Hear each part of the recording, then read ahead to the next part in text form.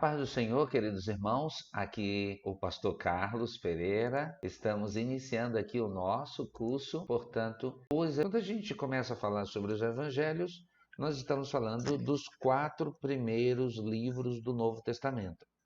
Esses primeiros livros do Novo Testamento, eles são exatamente a manifestação de Jesus, a manifestação do Filho de Deus. Então, é muito interessante que a gente preste atenção que tudo que Jesus é, tudo que Jesus faz, como ele se manifestou ao mundo, por que ele se manifestou ao mundo, qual a sua missão, está totalmente expresso nos evangelhos. O evangelho é também assim pensado como a dispensação de Jesus, porque nos evangelhos a frase disse-lhe Jesus e respondeu Jesus, e a figura de Jesus é muito forte, pois é o momento da manifestação do Filho de Deus. Então vamos começar a estudar esses 4 evangelhos e vermos o quanto eles são interessantes nas suas características. Primeiro temos que saber a palavra evangelhos. O que significa a palavra evangelhos? A palavra evangelho deriva do grego e é formada pela união de 2 termos. Eu, que quer dizer boa, e angélia, que significa mensagem nova ou notícia. Então, podemos assim dizer que evangelho é as boas novas, as boas notícias, a mensagem de Deus, as boas novas de Deus para o homem. Evangelhos, como se estuda? Bom, nós temos 2 formas de estudar os evangelhos: na questão sistemática e na questão cronológica, na forma sistemática e na forma cronológica. Sistemática: as doutrinas bíblicas são colocadas em um sistema ordenado, catalogadas de forma coerente para que possam ser melhores compreendidas. A segunda opção é cronológica. Os acontecimentos são apresentados na ordem em que acontecem ou que aconteceram de fato. Aí nós temos um termo muito tratado, muito conversado, muito discutido nas escolas teológicas, que é os chamados evangelhos sinóticos. Os evangelhos sinóticos é um termo derivado do grego e quer dizer visão conjunta. Ele é atribuído ao conjunto dos 3 primeiros evangelhos, que é Mateus, Marcos e Lucas. Eles são chamados de sinóticos ou sinópticos porque eles têm uma semelhança. Sendo que o evangelho de João não é incluso na categoria de evangelhos sinóticos, apesar de ser considerado um evangelho porque sua abordagem é do ponto de vista divino de Jesus. João dá mais ênfase ao Jesus divino que ao Jesus histórico, como fazem os sinóticos, ou os evangelhos sinóticos, que é Mateus, Marcos e Lucas. Sinótico é um termo teológico, você não vai encontrar na Bíblia. Por se tratar de registro dos mesmos episódios, devemos buscar as orientações contidas nos 3 registros. Assim, teremos uma visão ampla da situação de acordo com todos os pontos de vista. Agora veja bem, há uma correlação entre os evangelhos quando se visualiza todos os dados disponíveis de uma só vez, construindo assim um quadro completo do que aconteceu. Por exemplo, a mulher citada em Mateus 26:7 é Maria, irmã de Lázaro, se olharmos também para João, capítulo 12, verso 3. Agora, fazendo uma comparação entre o evangelho ou os evangelhos e as epístolas, nós teremos o seguinte: os evangelhos foram escritos para toda a humanidade. Já as epístolas foram escritas para igrejas e indivíduos. Segundo ponto da comparação, os evangelhos anunciam as boas novas de Cristo Jesus. Já as epístolas apresentam soluções de problemas ou respostas às dúvidas doutrinárias das primeiras comunidades cristãs. Terceiro tópico: o teor dos evangelhos é histórico, muito mais histórico que doutrinador. Já nas epístolas, o teor das epístolas é muito mais doutrinário que histórico. Os evangelhos. Os evangelhos foram escritos pelos discípulos do Senhor Jesus. Os nomes dos evangelhos estão relacionados aos nomes dos escritores que os escreveram. Mateus, Mateus. Lucas, Lucas. Marcos, Marcos e João, João. Apenas 2 dentre os 4 escritores dos evangelhos tiveram contato direto com o Senhor Jesus. Olha que coisa interessante. Mateus e João, somente eles dois tiveram contato direto com o Senhor Jesus. Já Lucas e Marcos têm uma situação diferente. Lucas aparece depois, junto ao Paulo, em uma viagem missionária. Marcos, há quem acredite que ele seria aquele moço que correra nu na noite em que o Senhor fora traído. É um episódio que tem lá em Marcos 14, 50 e 52. Interessante observar que os escritos de Lucas e Marcos não perdem sua credibilidade, de modo algum. Inclusive, desde muito cedo, foram escritos ou foram aceitos pela igreja cristã como inspirados pelo Espírito Santo. Agora nós vamos pegar a Bíblia Sagrada e vamos analisar o seguinte. Há um texto, uma visão de Ezequiel, capítulo de número 1 e versículo 10, que ele tem uma visão de 4 animais. Isso aqui é muito interessante, porque é uma relação interessante com o que tem a ver a relação, para você observar o quanto a Bíblia se completa. Veja como a Bíblia se completa. Tem uma relação muito forte entre o que está na visão de Ezequiel, o que está na visão de Ezequiel e o que tem a ver com os evangelhos. Por que 4 e não 2? Por que 4 e não 3? Olha lá. Vamos para essa observação muito interessante e pertinente. Repare. Ezequiel capítulo 1, verso 10. E a semelhança dos seus rostos eram como o rosto de homem, e a mão direita, todos os 4 tinham o rosto de leão, e a mão esquerda, todos os 4 tinham o rosto de boi, e também rosto de águia, todos os 4. Se você observar bem, você vai perceber rosto de homem, rosto de leão, e rosto de boi e rosto de águia. São 4 animais. Pegando como base esse texto, nós vamos para uma coisa bem interessante aqui, que é o fato de que nós podemos estudar agora, considerando os evangelhos, fazendo uma análise dos evangelhos, considerando a visão de Ezequiel. Venha comigo. O primeiro ser vivente é semelhante a um leão, rei dos animais. O livro de Mateus é considerado o evangelho do rei, o rei Jesus, porque ele traz a figura de Jesus. Especificamente, Mateus escreveu para os judeus e tinha que apresentar Jesus como rei, como leão, né? A figura do leão. Primeiramente escrito em hebraico e aramaico, por isso cita muitas vezes o Antigo Testamento. Essa é uma das particularidades de Mateus. Entre os 4 evangelhos, Mateus é o que mais cita o Velho Testamento, ou o Antigo Testamento.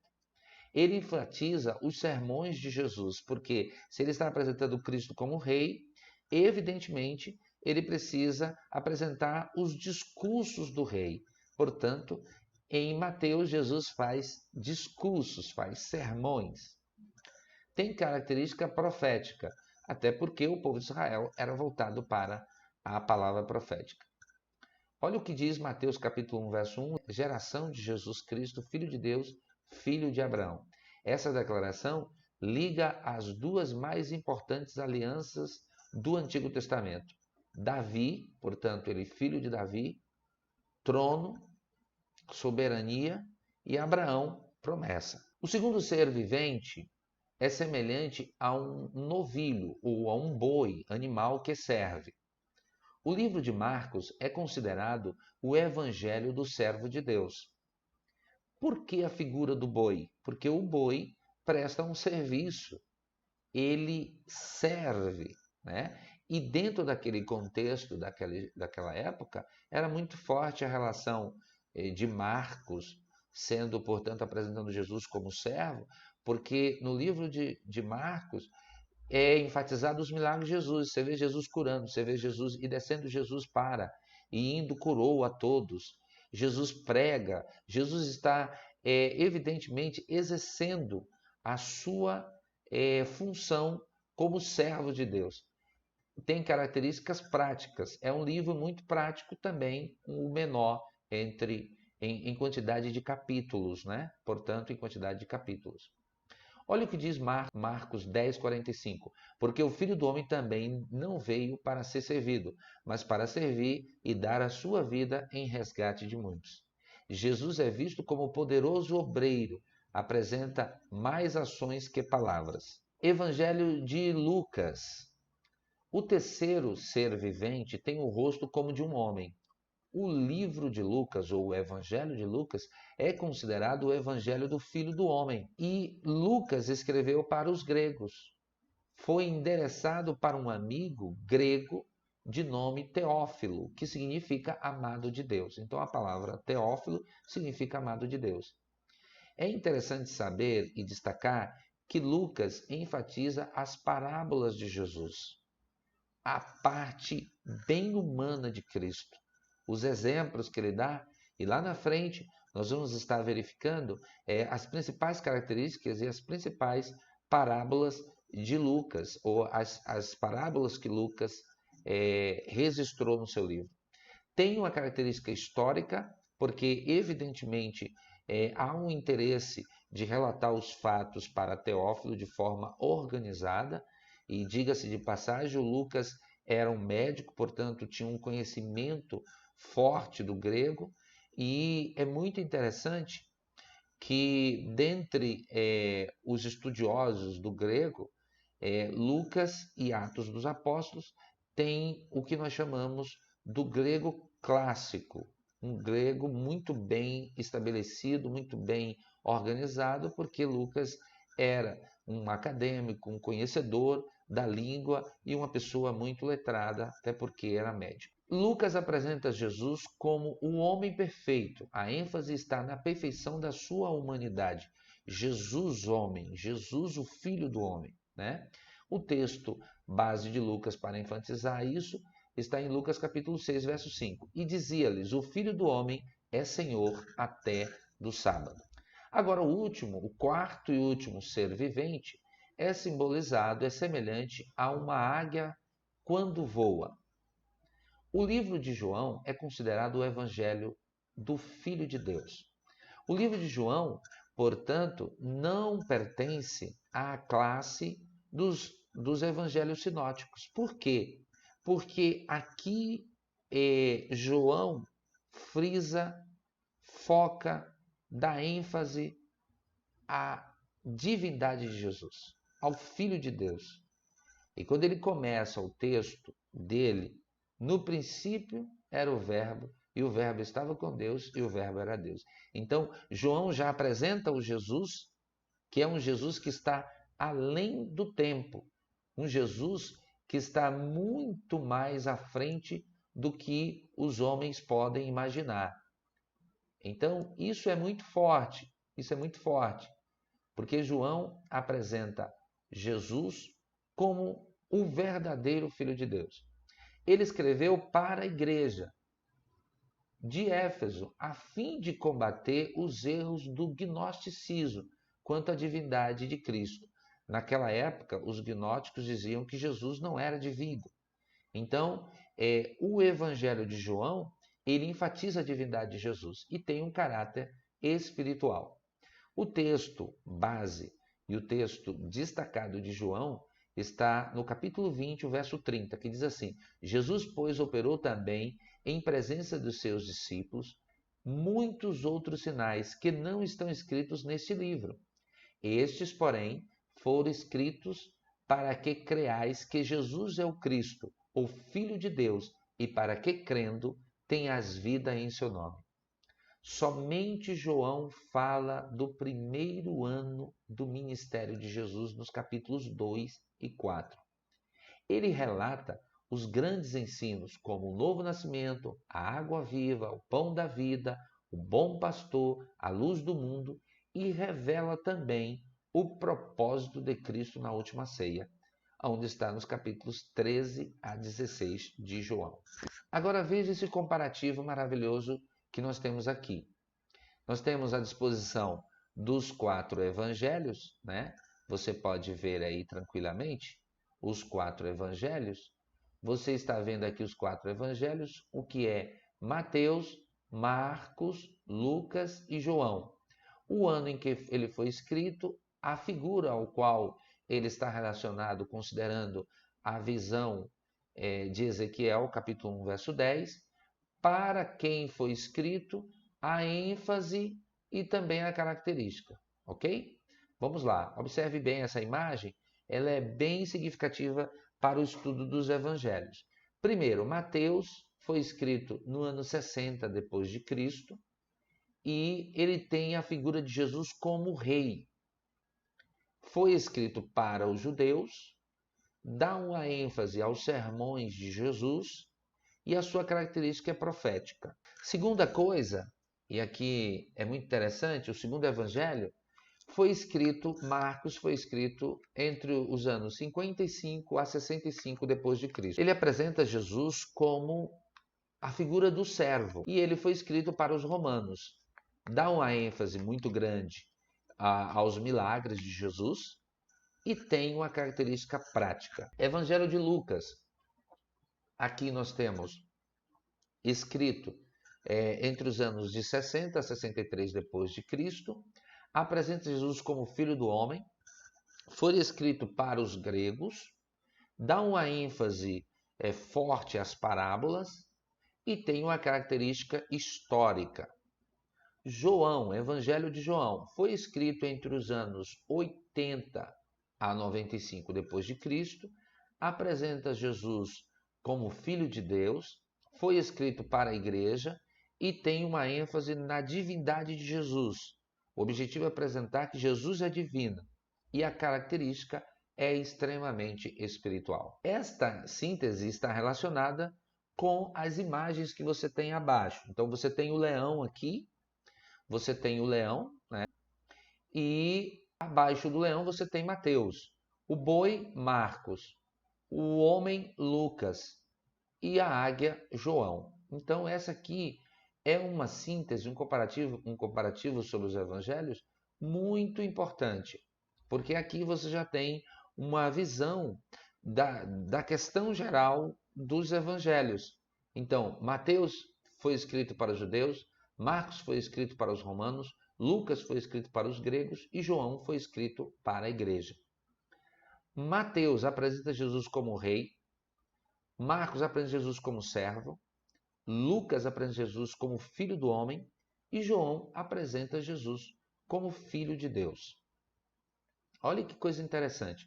Mateus dá ênfase aos sermões de Jesus, Marcos dá ênfase aos milagres, Lucas dá ênfase às parábolas e João dá ênfase à divindade. Quanto à característica, Mateus tem uma característica profética, Marcos tem uma característica prática, porque apresenta os milagres de Jesus, Lucas uma característica histórica e João uma característica espiritual. Agora, concluindo essa primeira visão dos evangelhos, né? Concluindo a primeira visão dos evangelhos. Nos evangelhos encontramos vários estilos de documentos, doutrinários, históricos, biográficos. Eles podem ser considerados um resumo, portanto, uma biografia da vida de Jesus, possuindo assim um teor mais histórico que doutrinário. Os evangelhos foram escritos para que creiamos no Cristo. Não têm como objetivo ser usados como dissertação sobre tratado científico, político, comercial ou etc. Então, qual o objetivo da escrita dos evangelhos? Apresentar Jesus o Cristo, apresentar a pessoa de Jesus como ele é, o que ele pensa, os seus ensinamentos, o que ele fez. É um foco específico dentro do texto. E aqui nós conclamamos os irmãos a voltar à essência deste Evangelho Santo, que é apresentar Jesus. E interessante que o texto lá em 1 Pedro diz que vós sois a geração eleita, o sacerdócio real, a nação santa, o povo adquirido. Para quê? Para que anuncieis as virtudes daquele que vos chamou das trevas para a sua maravilhosa luz. Então, foi para isso que nós somos chamados, para apresentar Jesus. Agora vamos dar uma passeada na cultura nos evangelhos. Era a cultura na época em que os evangelhos estavam sendo produzidos. A hermenêutica afirma que Deus fala aos homens através dos homens em contextos específicos. Conhecer o contexto histórico, geográfico, cultural dos evangelhos permite melhor interpretá-los. Isso aqui é interessante. Por quê? Observe bem, o texto da palavra de Deus, ele é muito interessante. Por quê? Veja bem, é importante que a gente contextualize a época em que os evangelhos foram escritos. Porque se você for ler os evangelhos sem uma análise histórica, analisando o contexto histórico dos evangelhos, você terá problemas de interpretação. E esse é um dos grandes erros dos estudiosos da Bíblia. Por quê? Eles erram porque eles querem fazer uma tradução sem conhecer o contexto cultural, histórico em que os evangelhos foi escrito. Então, esse é um princípio que é muito interessante do ponto de vista dos estudiosos em teologia. Então, preste atenção, essa parte da cultura nos evangelhos é primordial para você entender o contexto histórico em que está inserido os evangelhos. Isso é muito importante. E vamos lá continuar o nosso estudo. A cultura nos evangelhos. Na questão política, judeus estavam sobre o jugo romano e não exerciam a pena capital, mas castigavam com as famosas 40 chibatadas menos uma, que está em João, capítulo 18, verso 31. Outra característica da cultura nos evangelhos, na parte política, é que os romanos tributavam os judeus através dos publicanos. Os publicanos eram os cobradores de impostos naquela época. Então, a figura do publicano não era uma figura agradável para os judeus. Ora, o cidadão chegava lá e dizia assim, não, eu vim te cobrar. E aí, às vezes, eles não recorriam necessariamente a uma tabela. Para uns ele cobrava um valor e para outros ele cobrava outro valor e ainda embolsava alguma coisa. 4 línguas eram faladas durante o período dos evangelhos: o latim, o grego, o hebraico e o aramaico. Cada uma dessas línguas tinha uma razão de ser e eram ouvidas pelo povo em determinadas circunstâncias. Veja que coisa interessante. A cultura nos evangelhos, agora vamos relacionar as 4 línguas faladas. O latim era a língua do império dominante na época, falada pelos soldados romanos e pelos romanos. Por isso, era uma língua importante e que tinha sua razão de ser e existir na Palestina. O grego era a língua culta, a língua universal. Seria o equivalente ao inglês hoje, uma língua que serve de padrão para as comunicações internacionais. Não era a língua que a plebe falava, ou seja, que o povo falava. O grego era uma linguagem culta, só os estudiosos acadêmicos que falavam. É evidente fazer uma observação que na época se falava o grego koiné, que é o grego popular, é uma linguagem popular. A terceira língua é o hebraico, era a língua mãe dos judeus, mais religiosa que popular, ou seja, era mais usada no templo do que no dia a dia na comunicação entre as pessoas. E em quarto lugar, o aramaico era a língua popular da Palestina. Os judeus passaram a falá-la após o cativeiro babilônico, quando ficaram por 70 anos no cativeiro. Agora vamos para a infraestrutura no período dos evangelhos. Roma recebia os impostos de todas as regiões do império. Isso está em Mateus capítulo 22, versículo 17 a 22. Impostos que mantinham o império e o seu exército para financiar obras públicas, inclusive as estradas.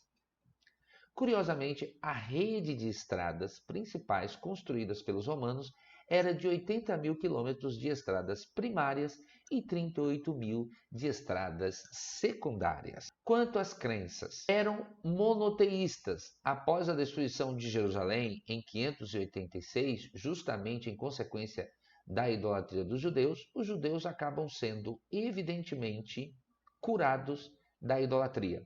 Portanto, os judeus eram monoteístas. Os pagãos adoravam tudo o que achava no direito. Eles eram chamados politeístas, aqueles que adoravam vários deuses. Na verdade, eles possuíam um deus para cada ocasião. As liturgias pagãs eram verdadeiras orgias. Durante os cultos havia relações sexuais entre os sacerdotes, sacerdotisas e os ofertantes. Na verdade, era uma coisa horrenda, absurda, porque os rituais estavam muito mais voltados para a sexualidade do que necessariamente o que eles chamam de culto. Na cidade de Corinto havia um templo de Afrodite, conhecido também como Vênus, deusa do amor sexual, com mais de 1000 prostitutas cultuais para satisfazerem os adoradores. Tanto é que o nome corintianizar estava relacionado a entregar-se à prostituição. Quanto às instituições e facções, tinha o sinédrio, a sinagoga e o templo. O que era o sinédrio? Era o concílio supremo que regia as questões religiosas dos judeus. Procurava assemelhar-se ao grupo de anciões que fora formado por Moisés, para que o ajudasse no julgamento do povo. Formado por 70 ou 71 homens, dependendo de como era feita a contagem. Não podia decretar a pena capital, isto cabia ao Império Romano. Por isso que levaram o Senhor Jesus diante de Pilatos, o representante do Império Romano. A maior pena que aplicava era a quarentena de açoites menos um. As sinagogas surgiram durante o cativeiro babilônico para suprir a falta do templo que fora destruído. Era uma instituição com a finalidade de instruir os judeus em sua religião. Ela poderia ser construída em qualquer lugar. Prova disso é que na maioria das cidades que Paulo visitou em suas viagens missionárias, ele encontrou a sinagoga para que ali pregasse. O templo, lugar aonde os judeus iam para oferecer sacrifício, e acabou virando lugar de comércio, e este comportamento fora condenado pelo Senhor.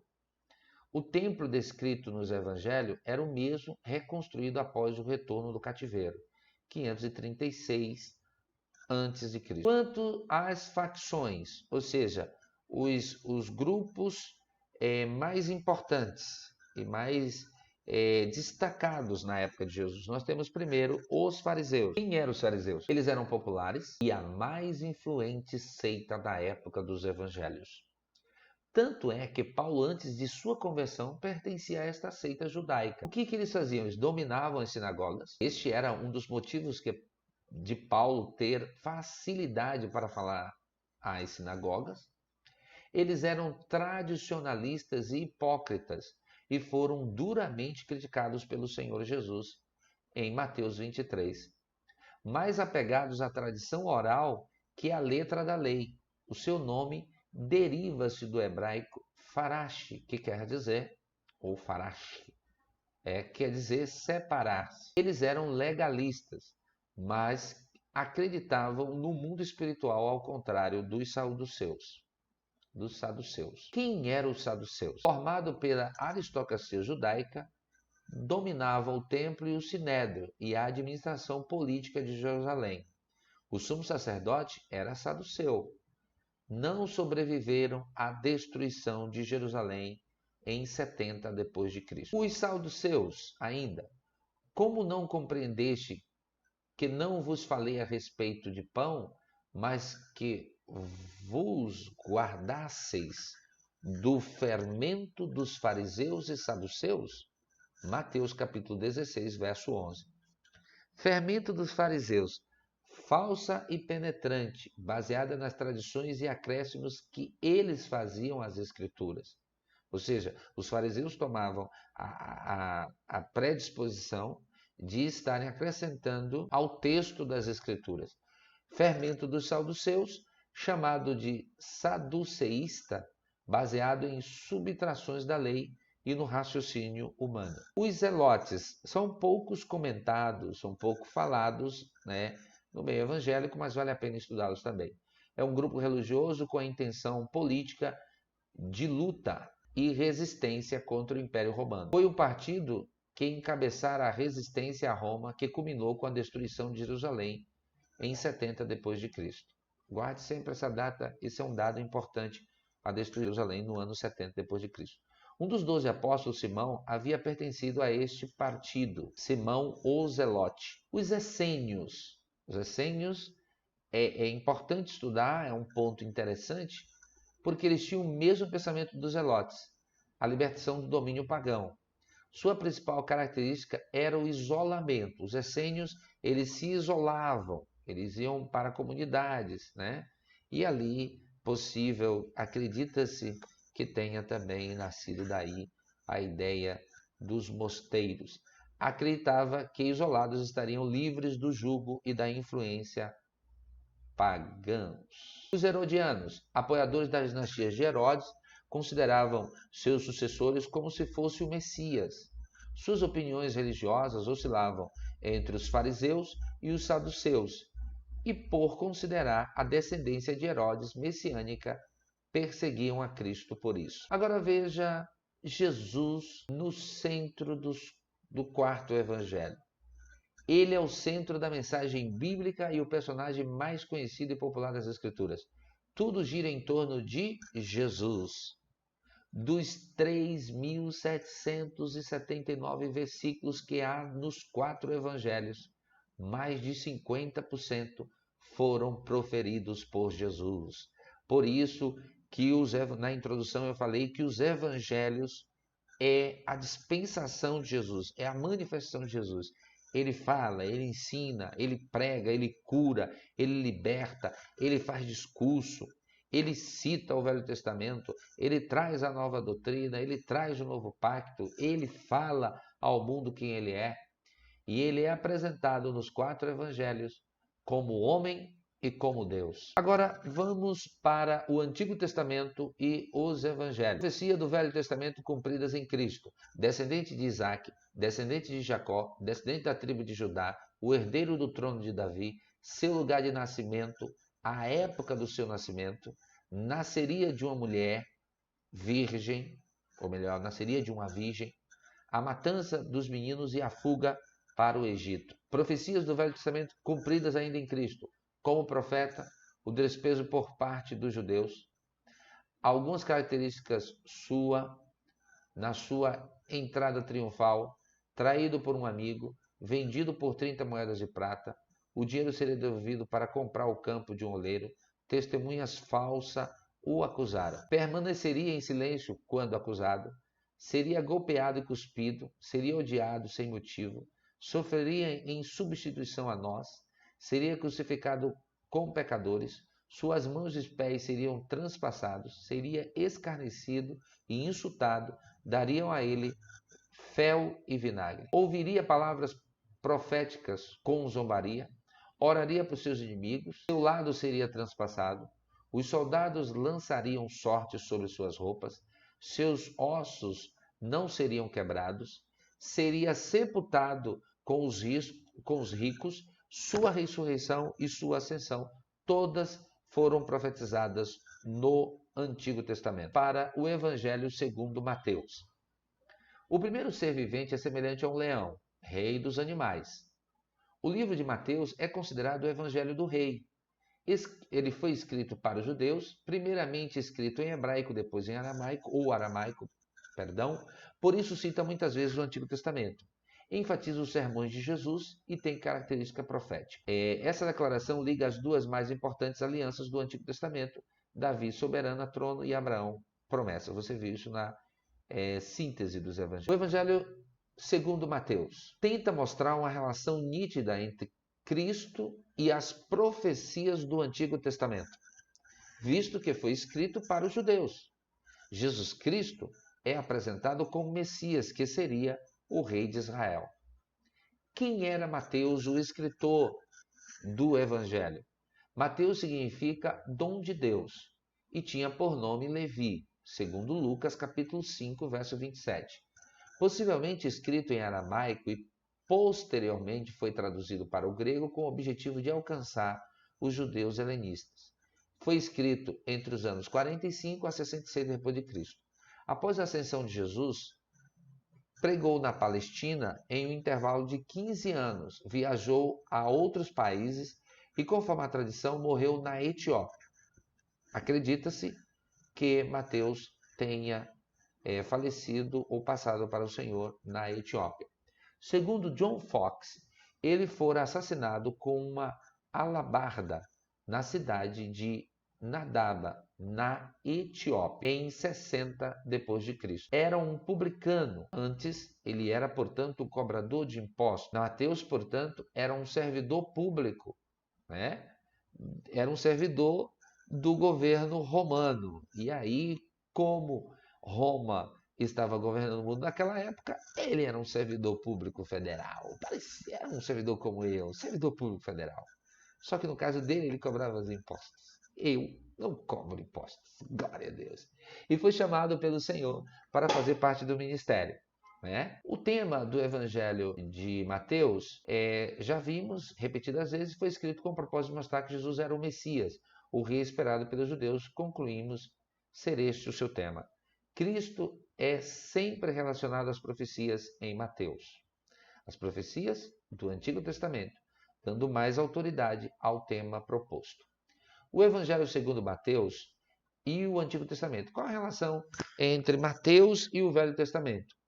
Ele enfatiza a expressão, tudo isto aconteceu para que se cumprisse o que foi dito da parte do Senhor pelo profeta, ou seu sinônimo, que aparece 15 vezes no Evangelho.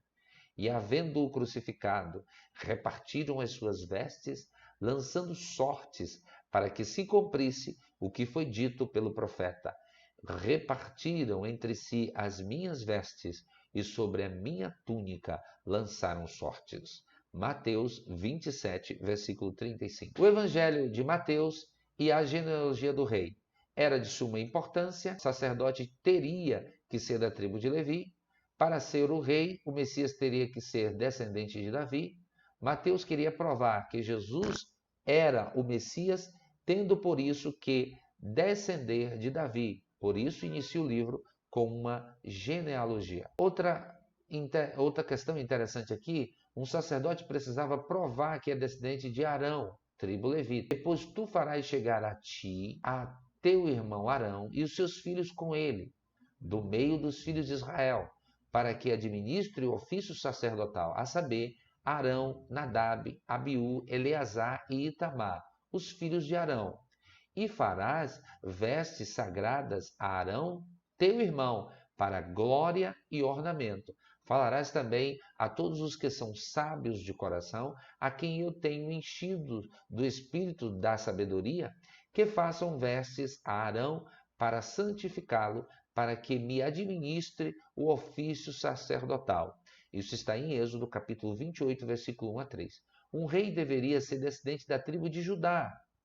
O cetro não se arredará de Judá, nem o legislador dentre seus pés, até que venha Siló e a ele se congregarão os povos. Olha o que diz Mateus capítulo 1, verso 17. De sorte que todas as gerações desde Adão até Davi são 14 gerações, e desde Davi até a deportação para a Babilônia, 14 gerações, e desde a deportação para a Babilônia até Cristo, 14 gerações. Mateus capítulo 1, verso 17.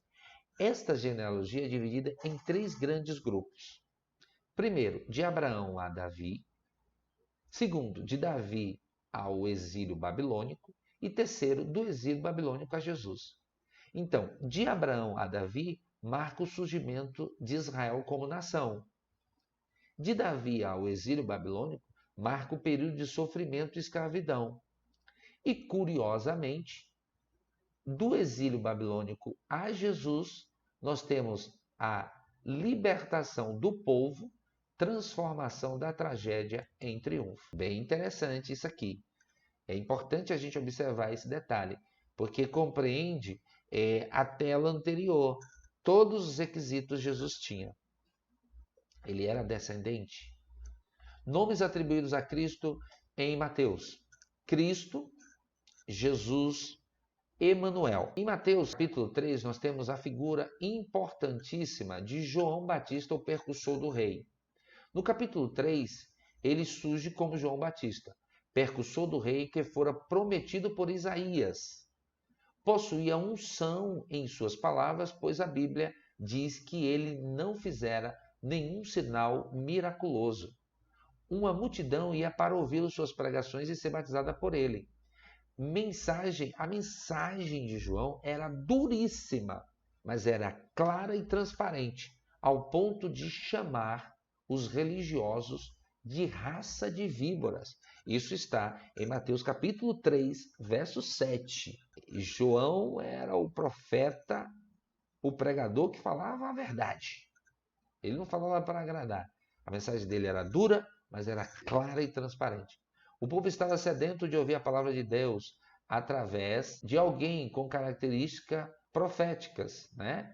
Até porque o povo estava o que nós chamamos do período interbíblico. Observe que João é o percussor.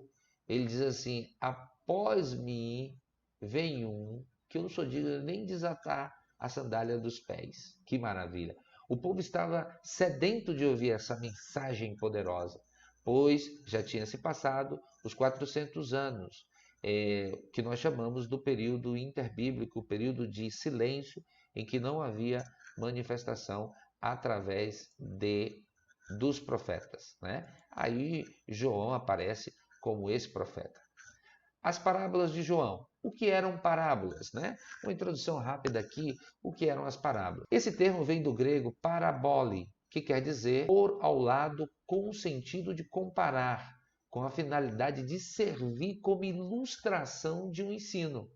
O Senhor sempre deixou claro, quando falava por parábola, ele não quis enganar ninguém com ambiguidade, falando parábolas como se fossem coisas reais. Porque o Senhor usou a figura, o recurso de contar parábolas. Por isso lhes falo por parábolas, porque vendo, não veem, e ouvindo, não ouvem. Diferença entre as parábolas e os sermões. Como vimos, as parábolas não eram o ensino, mas sim um recurso para o ensino. Elas não podem ser tomadas ao pé da letra, pois caso contrário, o intérprete normalmente entrará em contradição. Devemos buscar sua ideia central. Agora vamos para o Evangelho de Marcos. O Evangelho de Marcos é pequeno, ele é curtinho e é também muito interessante. O segundo ser vivente é semelhante a um novilho, um boi, animal que serve. O livro de Marcos é considerado o Evangelho do servo de Deus. Escreveu para os romanos, muitos eruditos afirmam que foi escrito em Roma.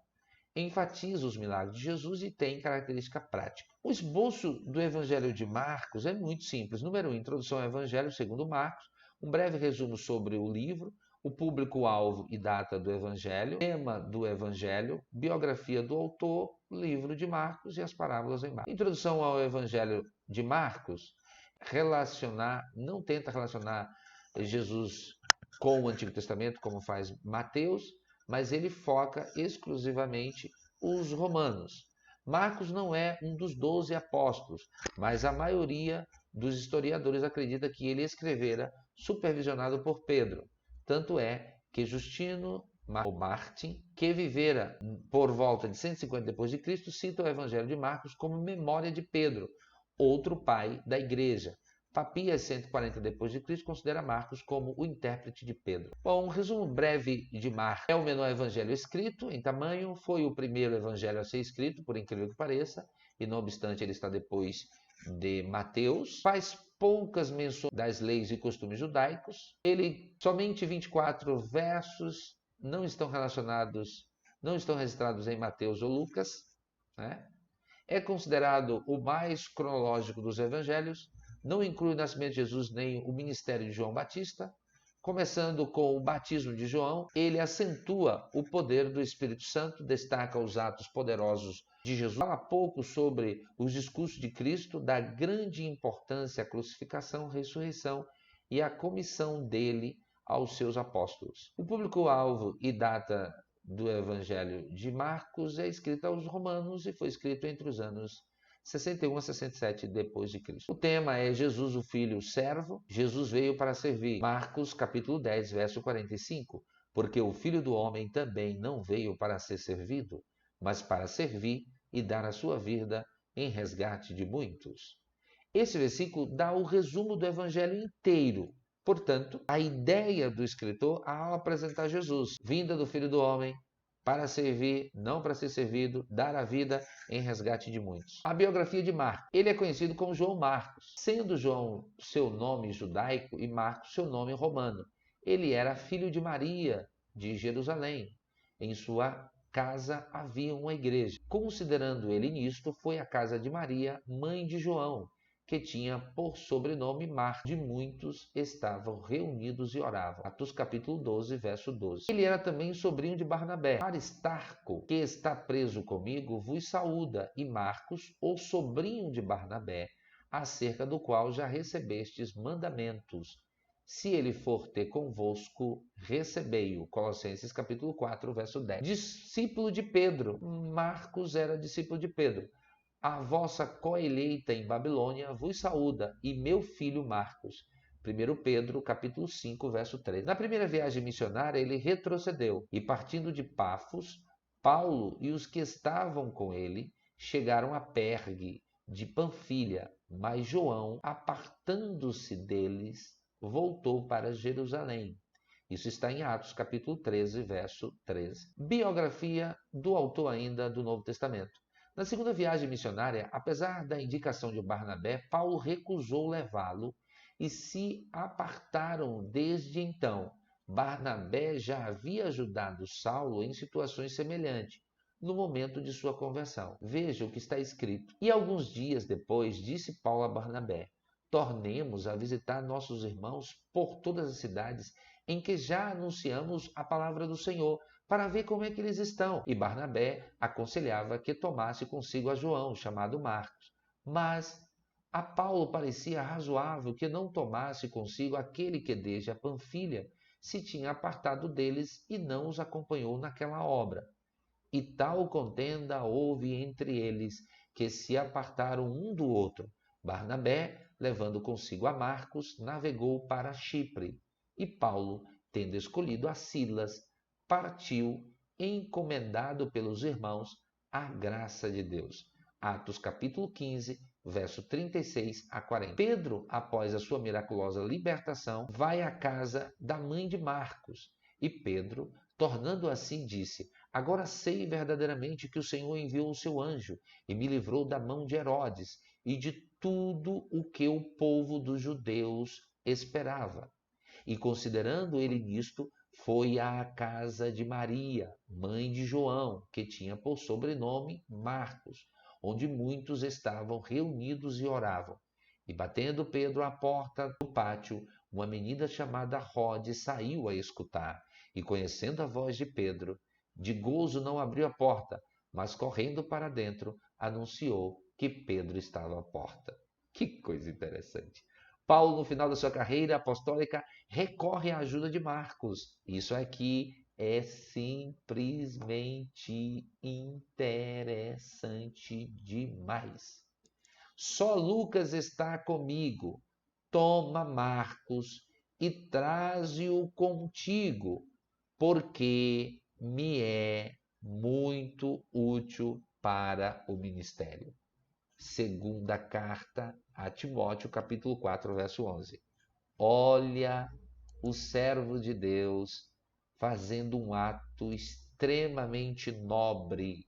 Reconhece o valor de Marcos. O livro de Marcos é incisivo, inicia narrando fatos relacionados ao Senhor Jesus, faz um resumo biográfico de João o Batista. João significa graça ou favor de Deus. João tinha discípulos, seu nascimento foi predito em Isaías 40, verso 3, e cumprido em Mateus capítulo 4, verso 5. Ele é percussor de Cristo, nasce em resposta à oração, batiza Jesus, seu nascimento está registrado em Lucas, seu testemunho sobre Jesus em João, capítulo 3, verso 25 e 36. Ele foi circuncidado, foi encarcerado por Herodes, foi cheio do Espírito Santo desde o ventre materno, ele foi decapitado e sepultado, mas em nome do Senhor Jesus, nós vamos encontrá-lo no céu com cabeça e tudo, oh glória a Deus. Jesus testemunhou sobre ele. As parábolas no Evangelho segundo Marcos: a candeia debaixo da vasilha, o remendo de pano novo em roupa velha, o vinho novo em odres velhos, o semeador e os solos, o joio, os lavradores, a figueira, a semente em crescimento e os servos vigilantes. E aqui nós finalizamos sobre o Evangelho de Mateus e o Evangelho de Marcos. A próxima aula será o Evangelho de Lucas.